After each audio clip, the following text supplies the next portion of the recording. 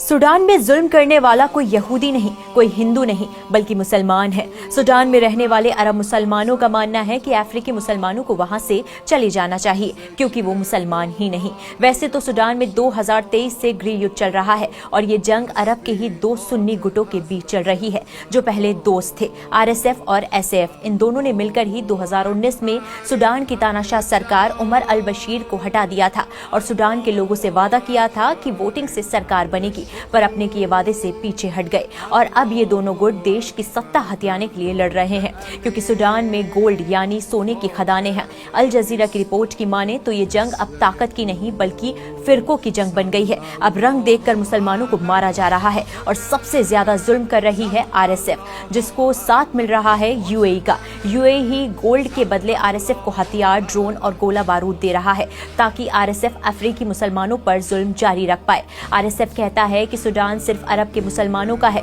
ना कि अफ्रीकी मुसलमानों का। वहीं दूसरी तरफ SF इन अफ्रीकी मुसलमानों का साथ दे रहा है। SF कहता है कि अफ्रीकी मुसलमानों को भी जीने का हक है। RSF गुंडे हैं और इस्लाम का नाम लेकर लूट रहे हैं। RSF जबरन सूडान के उन गांव में घुसता है जहां अफ्रीकी मुसलमानों का बसेरा है। वहां RSF गांव जलाते हैं, सोना, जमीन और मवेशी लूटते हैं, औरतों का मिलकर रेप करते हैं और फिर वीडियो बनाकर कहते हैं कि रेप करना उनका हक है। 10-12 साल की बच्चियों तक को नहीं छोड़ा जा रहा। उनके भाइयों को उनके सामने जिंदा जला दिया गया, गले काट दिए गए और फिर बच्चियों और औरतों को गुलाम बना लेते हैं। छोटे छोटे मासूम लड़कों को या तो उनकी आंखों के सामने काट देते हैं या लड़ने के लिए भेज देते हैं। उनके बुजुर्गों की दाढ़ी खींचते हैं और कहते हैं कि खुद को जिंदा दफन कर लो। हर रोज जुल्म की इंतहा पार हो रही है। अब तक हजारों लोग मौत के घाट उतारे जा चुके हैं और तकरीबन 1.5 करोड़ लोग बेघर हो गए।